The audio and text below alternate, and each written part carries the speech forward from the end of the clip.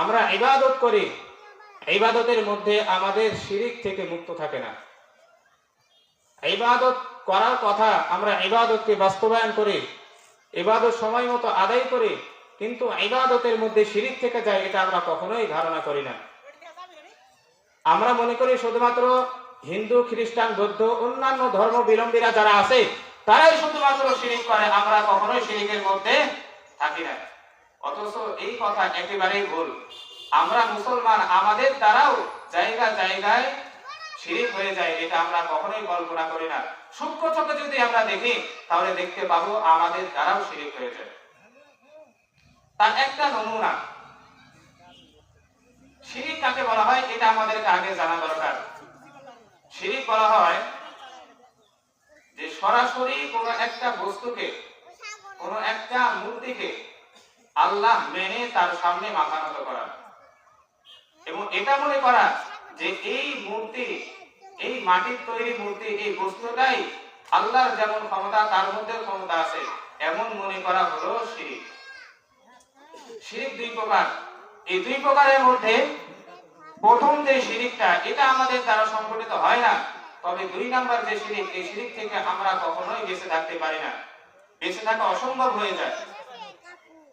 রাসূল কারীম সাল্লাল্লাহু আলাইহি ওয়া আলিহি ওয়াসাল্লাম শিরিক সম্পর্কে বলেন, শিরিক হলো দুই প্রকার। এক নাম্বার হলো শিরিকে কাবীর, দুই নাম্বার হলো শিরিকে খফি। প্রথম যে শিরিক, এই শিরিকটা হলো বড় শিরিক, যেটা স্বয়ং আল্লাহর সাথে করা হয়। দুই নাম্বার শিরিক হলো শিরিকে খফি, অর্থাৎ গোপন শিরিক, যে শিরিকটা স্বয়ং মুসলমান এখান থেকে বেঁচে থাকে না। শিরকে খফি সম্পর্কে রাসূল কারীম সাল্লাল্লাহু আলাইহি ওয়া আলিহি ওয়াসাল্লাম হাদিসের মধ্যে ইরশাদ করেন, وقال رسول الله صلى الله عليه وآله وسلم من طلب الدنيا بعمل الآخرة طمس وجهه ومحق ذكره وأثبت اسمه في النار। অর্থাৎ যে বান্দা আখিরাতের আমলের বিনিময়ে দুনিয়া অন্বেষণ করতে চায়, ওই ব্যক্তির তিনটা ক্ষতি। এক নাম্বার তুমিসা ওয়াজহুহু, তার চেহারা বিদীর্ণ হয়ে যাবে। দুই নাম্বার ওয়ামুহিকা যিকরুহু, তার আলাপ আলোচনা দুনিয়া থেকে উঠে যাবে। তিন নাম্বার হলো ওয়াউদ্দিতা ইসমুহু ফিন্নার, তিন নাম্বার হলো জাহান্নামীদের তালিকায় তার নাম তাদের লিপিবদ্ধ করা হবে। সকলে বলেন নাউযুবিল্লাহ। যেই ব্যক্তি আখিরাতের আমলের বিনিময়ে দুনিয়া অন্বেষণ করতে চায়, তার উদাহরণ হলো এই যে আমার নামাজ পড়ার কথা, আমি নামাজ পড়ব। নামাজ কেন পড়ব? এই কারণে পড়ব যে আমার এই নামাজ দেখে যেন অন্য ব্যক্তি আমাকে 500 টাকা দেয়, এই নামাজ দেখে যেন অন্যান্য ব্যক্তিরা খুশি হয়। সে নামাজি বান্দাকে দেখানোর উদ্দেশ্য, আল্লাহকে দেখানোর উদ্দেশ্য নয়।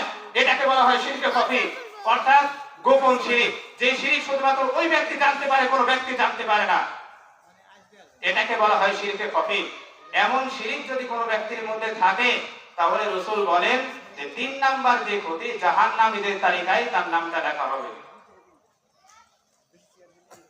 বর্তমানে কিছু মানুষ যারা আমল করে, যে আমলের তাদের এই মাকসাদ, এই উদ্দেশ্যই থাকে যেন অন্যান্য ব্যক্তিরা, অন্যান্য মানুষরা আমাকে নামাজি বলে, বলো নামাজি বলে, এই ব্যক্তি নামাজ পড়ে, এমন কথা শোনার জন্য কিছু ব্যক্তি মসজিদে আসে শুধুমাত্র নামাজ পড়ার জন্য, আল্লাহকে দেখানোর জন্য নয়, বান্দাকে দেখানোর জন্য। এমন ব্যক্তির ক্ষেত্রে রাসূল হাদিসের মধ্যে বলেন যে ওয়াউযবিতা ইসমুহু ফিন্নার, তার নামের তালিকাটা জাহান্নামীদের তালিকায় লেখা হবে। আল্লাহ তাআলা সকলকে এমন ইবাদত থেকে বেঁচে থেকে স্বয়ং আল্লাহর ইবাদত করার তৌফিক দান করে। সকলে বলুন আমিন। দুই নাম্বার শিরকে খফি, দুই নাম্বার হলো মান আহসারাস সালাত হাইতু ইয়ারাহুন নাস সুম্মা আসাআহা হিনা ইয়াকলু ফাতিলকা ইস্তিহানাতুন ইস্তাহানা বিহা রাব্বাহু। দুই নাম্বার হলো কোন ব্যক্তি নামাজকে সুন্দর করা, এই কারণে যে মানুষ আমার নামাজ দেখে আমাকে নামাজি বলবে। এর উদাহরণ হলো ফাতিলকা ইস্তিহানাতুন, এটা হলো একমাত্র অবহেলা। ফাতিলকা ইস্তিহানাতুন ইস্তাহানা বিহা রাব্বাহু, আর এমন অবহেলা স্বয়ং আল্লাহর সাথে করা হয়। যেই ব্যক্তি বান্দাকে দেখানোর উদ্দেশ্যে নামাজকে সুন্দরভাবে আদায় করে, এই সম্পর্কে রাসূল বলেন যে এই ইবাদতটা আসলে ইবাদত হচ্ছে না, বরঞ্চ এর মধ্যে অবহেলা অন্তর্ভুক্ত। আর এমন অবহেলা যেমন স্বয়ং আল্লাহর সাথেই করা হয়। আল্লাহর সাথে যে ব্যক্তি অবহেলা করে ইবাদতের মাধ্যমে তার অবস্থাটা কেমন হবে, এটা রাসূল বলেন ওয়া উহদিতাসমুহু ফিন্নার, তার নামের তালিকাটা জাহান্নামীদের তালিকায় লেখা হবে। নাউযুবিল্লাহ। 3 নাম্বার উদাহরণ, وقال رسول الله صلى الله عليه وآله وسلم من صام يرائي فقد أشرك ومن صام يرائي فقد أشرك ومن تصدق يرائي فقد أشرك। যে ব্যক্তি কোন বান্দাকে কোন মানুষকে দেখানোর উদ্দেশ্যে রোজা রাখলো, মান সামা ইউরাই ফাকাদ আশরাকা, সে যেন শিরকের মধ্যে লিপ্ত হয়ে গেল। মান সাল্লা ইউরাই ফাকাদ আশরাকা, যে ব্যক্তি কাউকে দেখানোর উদ্দেশ্যে নামাজ আদায় করলো, ফাকাদ আশরাকা, সে যেন শিরক করলো। ওমান তাসাদদাকা ইউরাই ফাকাদ আশরাকা, যে ব্যক্তি কাউকে দেখানোর উদ্দেশ্যে দান করলো, চাই সেটা 1 টাকা হোক, সে যেন শিরক করলো। রাসূল হাদিসের মধ্যে এটাই বোঝাইতে চাইতেছেন, যে ব্যক্তি কাউকে দেখানোর উদ্দেশ্যে কোন একটা নেক আমল করে, সে যেন শিরক করলো। তাহলে এই হাদিসগুলো দ্বারা আমরা বুঝতে পারি যে ইবাদত হবে আল্লাহর, ইবাদত হবে শুধুমাত্র আল্লাহকে দেখানোর জন্য, বান্দাকে দেখানোর উদ্দেশ্য নয়। যদি বান্দাকে দেখানোর উদ্দেশ্য হয়, তাহলে সেই ইবাদতটা ইবাদত থাকবে না, বরঞ্চ শিরকে পরিণত হয়ে যাবে। যদি বান্দাকে দেখানোর উদ্দেশ্য হয়, তাহলে এই ইবাদতের কোনো মূল্য নাই, ওই ইবাদতটা বিনষ্ট হয়ে যাবে। যদি বান্দাকে দেখানোর উদ্দেশ্যে ইবাদত হয়, তাহলে বুঝতে হবে আমার ইবাদতটা শুধুমাত্র সময় ব্যয় হইতেছে, এই আমলের বদৌলত বিনিময় আমি কিয়ামতে কখনোই পাবো না। কিয়ামতে যদি আমার আমলের বিনিময়, আমার আমলের প্রতিদান যদি পেতে চাই, তাহলে ইবাদতটা স্বয়ং লিল্লাহিয়া, আল্লাহর জন্যই হতে হবে, বান্দাকে দেখানোর উদ্দেশ্য নয়। وقال رسول الله صلى الله عليه وآله وسلم تعوذوا بالله من جب الحزن قالوا يا رسول الله وما جب الحزن قال واد في جهنم تتعوذ منه كل يوم 100 مرة قلنا يا رسول الله وما يدخله قال أعد للقراء المرائين بأعمالهم। যারা মানুষকে দেখানোর উদ্দেশ্যে নামাজ আদায় করে, যারা মানুষকে খুশি করার জন্য নামাজ আদায় করে, যারা স্বয়ং আল্লাহকে বাদ দিয়ে বান্দাকে দেখানোর উদ্দেশ্যে, বান্দার সন্তুষ্টির উদ্দেশ্যে নিজের নাম ডাকের জন্য ইবাদত করে, তাদের পরিণতি, তাদের ঠিকানা কোথায় হবে, সে সম্পর্কে রাসূল হাদিসের মধ্যে বলেন তাআওয়াযু বিল্লাহি মিন জুব্বিল হাসান। একদা রাসূল কারীম সাল্লাল্লাহু আলাইহি ওয়া আলিহি ওয়া সাল্লাম সাহাবায়ে কেরামদের উপস্থিতিতে বললেন, তোমরা জুব্বুল হাসান থেকে পানাহ চাও, তোমরা জুব্বুল হাসান থেকে আল্লাহর কাছে পানাহ চাও।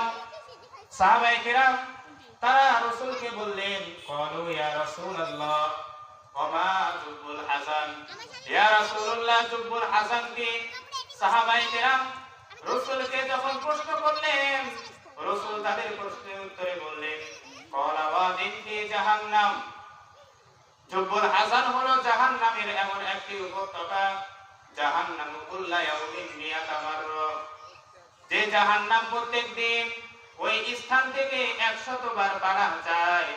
সাহাবায়ে কেরাম রাসূলকে আশ্চর্য হয়ে প্রশ্ন করলেন, কুলনা ইয়া রাসূলুল্লাহ ওয়া মা ইয়াদখুলুহু, ইয়া রাসূলুল্লাহ এই জুব্বুল হাসান যে স্থানটা যেখান থেকে জাহান্নামীরা প্রত্যেকদিন 100 বার পানাহ চায়, ওই স্থানে কাদেরকে প্রবেশ করানো হবে?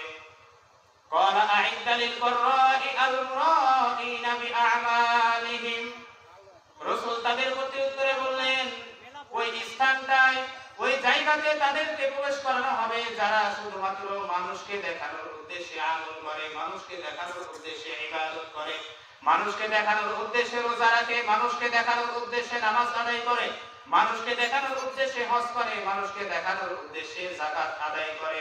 ওই সমস্ত ব্যক্তিদেরকে ওই জুব্বুল হাসান নামক জায়গাতে দাখিল করানো হবে, প্রবেশ করানো হবে। জুব্বুল হাসান এমন একটা স্থান, যে স্থান থেকে স্বয়ং জাহান্নাম প্রত্যেকদিন 100 বার পানা চায়। যে জাহান্নাম ওই স্থান থেকে পানা চাইতে পারে, তাহলে আমরা কোন ব্যক্তি হয়ে গেলাম যে আমরা ওই স্থানের কথা ভয় করি না? আল্লাহ তাআলা সকলকে এমন স্থান থেকে বেঁচে থেকে আল্লাহ তাআলা সকলকে জান্নাতের জন্য কবুল করে নেন। প্রিয় উপস্থিতি, ইবাদত যদি করতে হয় তাহলে শুধুমাত্র আল্লাহকে দেখানোর উদ্দেশ্যে ইবাদত করতে হবে। ইবাদত যদি করার কথাই থাকে তাহলে আল্লাহকে লিল্লাহিয়াত, আল্লাহর সন্তুষ্টির জন্য ইবাদত করতে হবে, বান্দাকে দেখানোর জন্য নয়। বান্দাকে দেখানোর উদ্দেশ্যে যখন আমি ইবাদত করব, ইবাদতটা আমার তো কবুল হবেই না, বরং ইবাদতটা বিনষ্ট হয়ে যাবে, নষ্ট হয়ে যাবে।